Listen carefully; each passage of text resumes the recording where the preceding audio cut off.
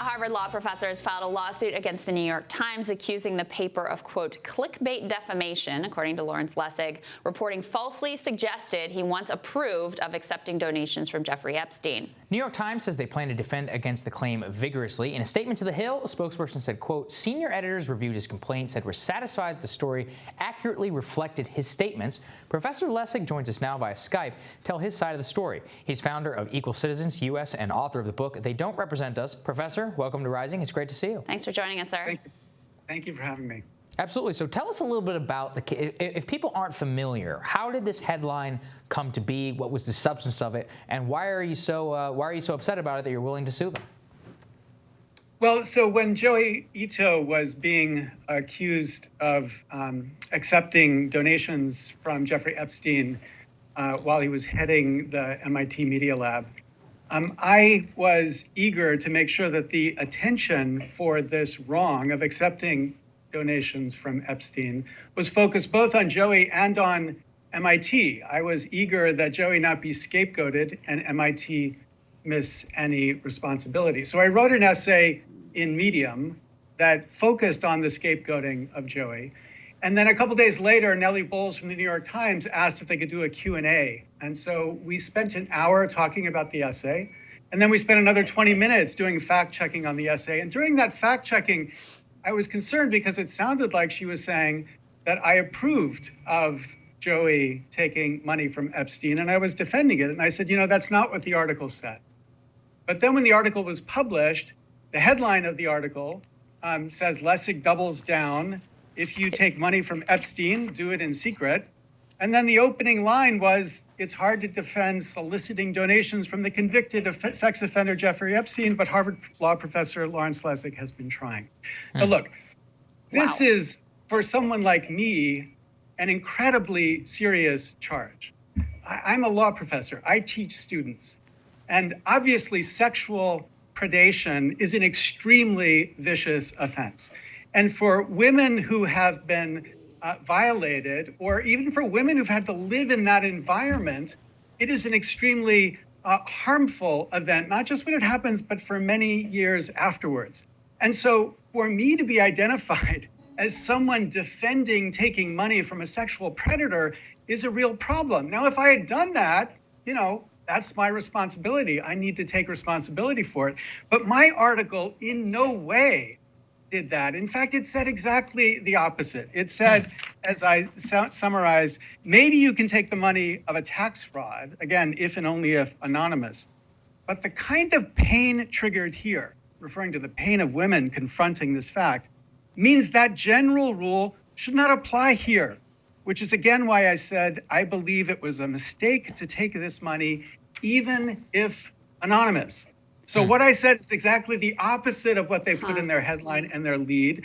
And it's led many people to be extremely angry to me. And I continue even to this day. The day before we filed the lawsuit, I was getting attacked on Twitter for, quote, defending taking money from Epstein. So I couldn't let this lie unchallenged. And so I had to bring an action to assert that that's not what I believe, and they ought to correct their publication. Yeah. I mean, Professor, I have to be honest with you. I've interviewed you in the past and very familiar with your work. I've been a big admirer of yours for a long time. And when I saw that headline, I was completely stunned. So I completely understand, the damage, the deep damage that this has done to your reputation. What was the case that you were trying to make in this piece that they so dramatically, in your view, misconstrued? Well, I was trying to focus on the scapegoating, and the problem with scapegoating was something as serious as this. I wrote the piece. I got up the morning after Ronan Farrow wrote his piece in New Yorker, which I had read and I was astonished by. Because Ronan's piece made it sound like Joey was some rogue inside of MIT, that MIT had no idea what was going on, and that he was just going out there raising money from the sex offender without their approval. That's total BS. I knew MIT knew about what was going on. And so what I feared is that all the attention would be focused on this one sacrificial person who they could get rid of, and none of the institutional responsibility would be focused on MIT. Because if we're going to solve problems like this, taking money from rogues or taking blood money or whatever, We've got to focus the attention on the institution, and the institution of MIT is responsible because they knew and they approved of what Joey did. Now, Right. to their credit, after I published my piece on Medium, MIT came out with a letter that acknowledged clearly that they knew what Joey was doing and they approved what Joey was doing.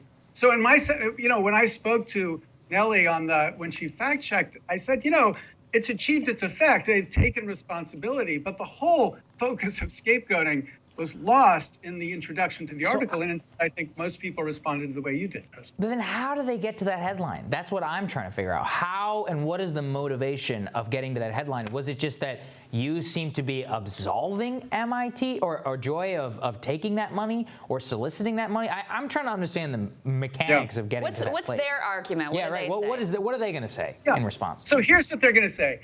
In the course, I'm a law professor. I can't write tweets. I can write long articles. So I wrote a 3,500-word essay the morning after Ronan Farrow's article, trying to address this question of how should institutions deal with this dirty money. And I said, I don't think they should take it at all. But all institutions seem to take dirty money. So I said there's a category of dirty money, I called it type 3, where it's money that it's not blood money. It's not money you've earned by doing evil things like R.J. Reynolds earning money from cigarettes. But instead, it's money from a criminal, like a tax fraud.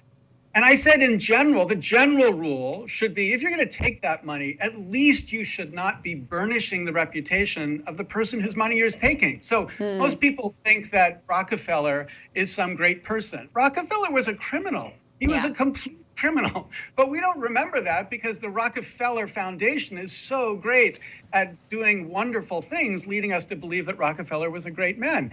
And that's what I think, institutions have to avoid. So I said the general rule for type 3 money is that you should not take it and burnish the reputation by announcing this person gave that money. But then I said immediately or name a library after them or whatever, Yes, right? Makes sense. Exactly. Okay.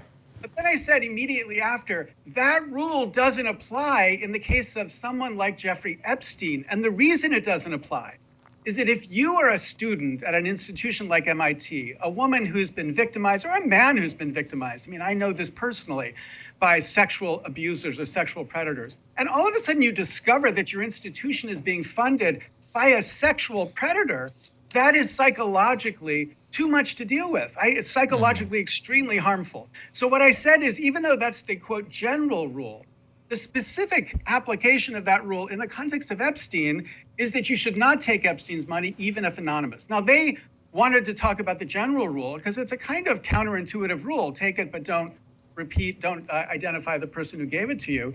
But instead of being accurate and saying, I didn't say that applied to Epstein's money, I said it applied to a tax fraud's money, they ran the two together. And so they said, I said it was Epstein's money should be taken anonymously. Here's a simple hypothetical. Like if I said to you, I have a son who in a couple of years will be allowed to drink. If I said to my son, look, if you're going to drink in moderation. But never, let's be clear. If you're going to drink alcohol, drink in moderation, but never drink rubbing alcohol, right? You summarized that and said, Lessig said, drink rubbing alcohol in moderation. Right. He does not understand what I said, but that's what they did. I said, has this caused you to question other of their coverage? I love the New York Times, and, I'm constitutionally incapable of not believing the New York Times, even though I see in this case a mistake was made. What was surprising to me was not that a mistake was made. Mistakes are made all the time. What was surprising to me is when I contacted them and asked what I wanted, I asked them to just change the headline. Because the thing about journalism in the internet age is every time you click a link, they're republishing that defamation. So I asked them to please just correct it. What I was surprised about is that, very Trumpish like, they just doubled down. They refused to acknowledge the incorrect character of that headline and the lead. So that's what, has kind of led me to think we need to think about journalism in the internet age differently from how we thought about it in the day where papers were published and forgotten. Right. And I think the journalists and newspapers, when they're publishing a false and defamatory headline, like clickbait headline, and they're notified of it and it's credible that it's false, they need to do something about it. Just like people say that Facebook should not be publishing false ads in their political advertising. And at least if you notify them that their ads are lies, they ought to take it down. I think the same should apply to the New York Times. Right. And so I think in the internet age, we need a new standard, or we need the standard of defamation law applied to this technology to say that if you lie or if you defame and you are notified about it, the very least you can do is to fix it. Right. And if they fixed it, I wouldn't have brought a lawsuit. And the reality, Professor, is that you're lucky because you've got the resources and the platform to at least be able to fight back in some way, which so many people don't. Thank you so much for sharing your story with us. Thank you, It's sir. really fascinating. We wish you luck. Maybe you'll free your mind and start to see this in other areas of coverage. But we'll get there. I'll try. Thank you, sir. We'll have more rising for you after this.